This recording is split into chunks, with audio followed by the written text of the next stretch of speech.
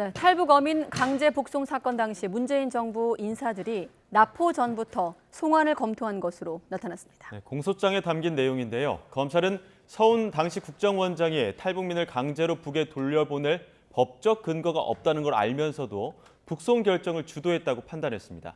김다연 기자가 보도합니다.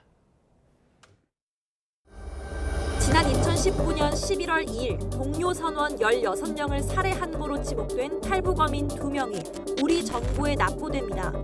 탈북어민 강제 북송 공소장엔 당시 문재인 정부 인사들이 납포 전부터 북송 방침을 세운 정황이 담겨 있습니다. 서훈 전 국정원장은 납포 하루 전 흉악범이 남하를 시도하고 있는데 북한으로 돌려보낼 법적 근거가 있는지 알아보라고 부하 직원에게 지시합니다. 이후 귀순 뒤 범죄 자백을 할 경우 헌법과 북한이탈 주민보호법에 따라 대북 송환은 곤란하다는 답변을 받습니다.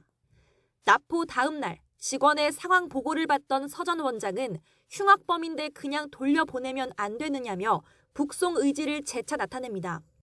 다음 날 새벽엔 16명이나 죽인 애들이 귀순하고 싶어서 왔겠느냐며 진정성이 있는 것도 아니니 북송 의견으로 청와대용 보고서를 만들라고 지시합니다. 이미 실무진이 법적 근거가 없다고 의견을 낸 상태였는데 그냥 하라며 강행합니다.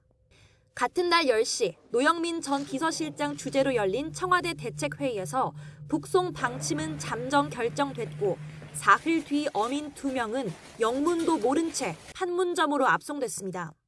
검찰은 북송 배경에 북한과의 화해 협력 성과에 대한 당시 정부의 절실함이 있었다고 판단했습니다.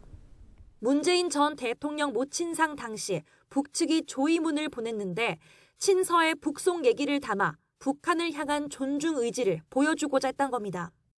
탈북 어민이 흉악범이었을지라도 우리 헌법과 법률에 따라 수사하고 재판을 받게 해야 했다는 게 검찰의 수사 결론입니다.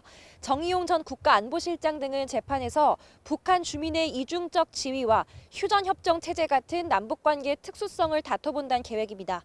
YTN 김다연입니다.